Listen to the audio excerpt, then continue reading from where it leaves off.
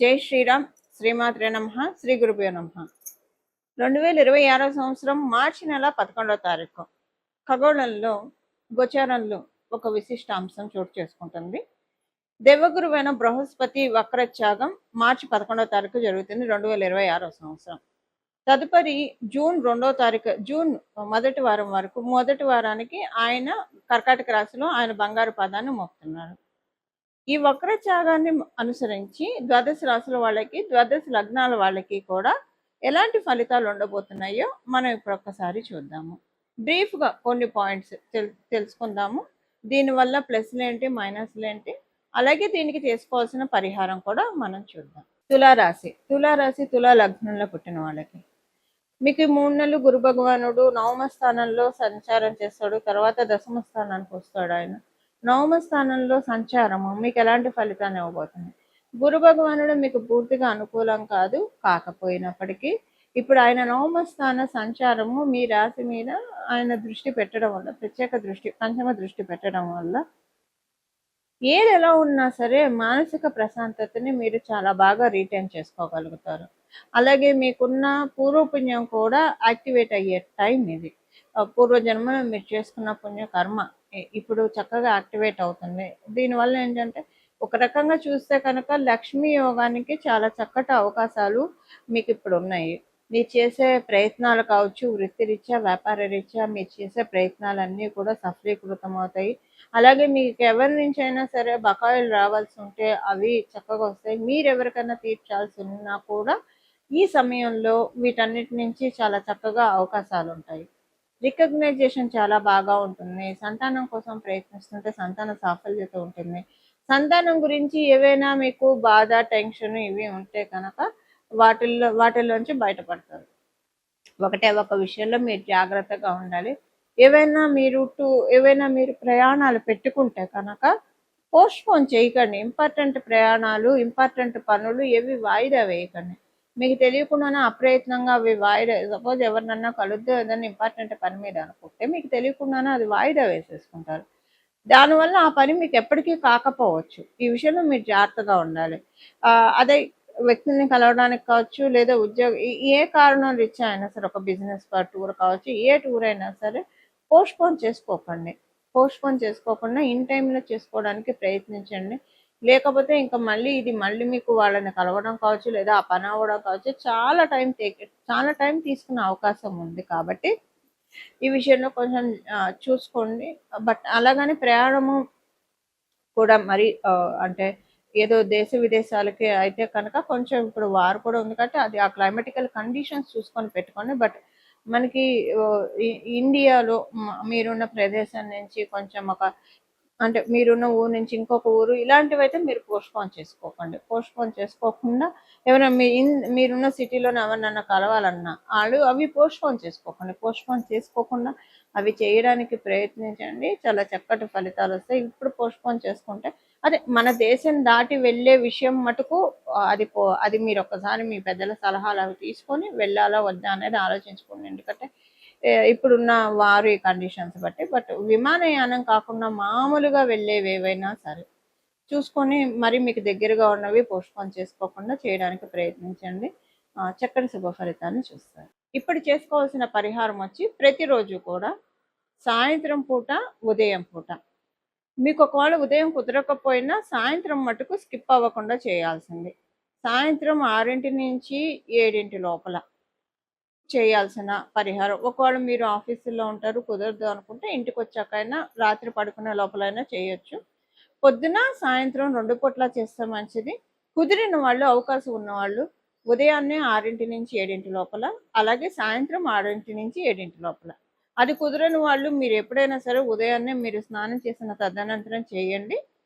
ఇది వచ్చేసేసి 3 సార్లు చంద్రశేఖర అష్టకం పఠించాలి. చంద్రశేఖర పాహిమాం, చంద్రశేఖర రక్షమాం, ఈ చంద్రశేఖర అష్టకాన్ని పఠించడం వల్ల ఇప్పుడు గురు భగవానుడు జీవకారకుడు అయిన గురు భగవానుడు కర్కాటక రాశిలో ఉచ్చ స్థానంలో ఆయన ప్రవేశించడానికి ముందుగా చంద్రశేఖర అష్టకం చదువుకోవడం వల్ల అపమృత్యు దోషాలు తొలగిపోతాయి. అంటే చంద్రశేఖర అష్టకం ఎవరైతే పఠిస్తారో వాళ్ళు యమధర్మరాజుకి భయపడక్కర్లేదు అని మనకి ఆ అష్టకంలోనే ఉంటుంది. అంటే అపమృత్యు దోషాలంటే ఒక్కొక్కసారి హ్మ్, మనిషి ప్రాణానికనే కాదు, మనకొచ్చే సమస్యలు కూడా అలాంటివే. ఇప్పుడు మనకేదన్నా యాక్సిడెంట్ ఏదైనా జరిగితే అది శరీరానికి జరుగుతుంది. ఓకే. ఒక్కొక్కసారి అవమానాలు కావచ్చు, లేదా పరిస్థితుల రీత్యా మనసు చాలా బాధపడుతుంది, కలత చెందుతుంది. అంటే అది మనసుకి జరిగిన యాక్సిడెంట్‌గా మనం భావించుకోవాలి. సో, ఇలాంటివేవైనా సరే మన జీవితాల్లోంచి అంటే ఏ దౌర్బల్యం అయినా సరే, ఆర్థికంగా కావచ్చు, మానసికంగా కావచ్చు, ఆరోగ్యరీత్యా కావచ్చు, ఏ రకమైన సమస్యలు ఉన్నా సరే చంద్రశేఖర అష్టకం చదువుకుంటే చాలా మంచిది. మీకు చదవడానికి కుదరకపోతే కనీసం వినండి, 3 సార్లు వినండి. 3 సార్లు చదివితే మంచిది. మామూలుగా కూడా మనకి అనురాధ ప్రతి నెల కూడా అనురాధ నక్షత్రం ఉన్న రోజు కనుక చంద్రశేఖర అష్టకం చదివినా, విన్నా కూడా చాలా మంచి మార్పులు మన జీవితంలో చోటు చేసుకుంటాయి.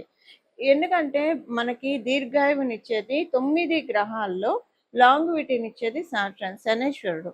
అనురాధ నక్షత్రం శనీశ్వరుడికి సంబంధించిన నక్షత్రం. ఈ నక్షత్రం రోజు అనారోగ్యంలో ఉన్నవాళ్ళు కావచ్చు, లేదా ఆరోగ్యం కోరుకున్న వాళ్ళు కావచ్చు, జీవితంలో అంతా సాఫీగా, సుఖంగా సాగిపోవాలని కోరుకున్న వాళ్ళు, ఎవరితోటి ఎలాంటి భేదాభిప్రాయాలు లేకుండా అంతా కూడా చక్కగా మన జీవితం సాగిపోవడానికి ఇలా మనకి రకరకాల కోరికలుంటాయి. అలా ఉన్నవాళ్ళు అనురాధ ప్రతి నెల కూడా అనురాధ నక్షత్రం రోజు ఇది చదువుకుంటే చాలా మంచిది. ఇప్పుడైతే మనకి గోచారంలో ఈ విశేషాంశం ఉండడం వల్ల ప్రతిరోజు చంద్రశేఖర అష్టకం 2 పూట్ల ఉదయం మరియు సాయంత్రం 3 సార్లు, ఉదయం 3 సార్లు, సాయంత్రం 3 సార్లు చదవడం కానీ, వినడం కానీ చేయండి. గురు భగవానుడు తర్వాత మీకిచ్చే రిజల్ట్స్ చాలా అత్యద్భుతమైన ఫలితాలను ఆయన అందిస్తాడు. మనకి పరాశర సంహితలో ఒక విషయం ఉంటుందండి. గురు భగవానుడు ఎవరికైతే లగ్నంలో ఉంటారో, వాళ్ళున్న రాశిలో కావచ్చు, లేదా లగ్నంలో కావచ్చు, ఎవరికైతే ఉంటారో వాళ్ళు కనుక శూలధారికి ఒక్క నమస్కారం చేస్తే వాళ్ళకి ఉన్న అంటే వాళ్ళకి ఎవరైనా ఇబ్బందులు పెడుతున్నా, పరిస్థితుల రీత్యా ఇప్పుడు నెగెటివ్ ఎనర్జీస్ ఇబ్బందులు పెడుతున్నా, మనుషులు ఇబ్బంది పెడుతున్నా, ఎలా ఉన్నా సరే ఒక్క నమస్కారం ఆయనకి చేయడం వల్ల అవన్నీ పటాపంచలైపోతాయని మనకి పరాశర సంహితలో ఉంది. శూలధారి అంటే పరమేశ్వరుడు. మన అంటే ఇంకా మనకి శూలధారులు చాలా మంది ఉన్న మన దేవీ దేవతలు ప్రధానంగా గురు భగవాన్ అంటే పరమేశ్వరుని సూచిస్తారు. చేయడం వల్ల చాలా మంచి ఫలితాలు వస్తాయి.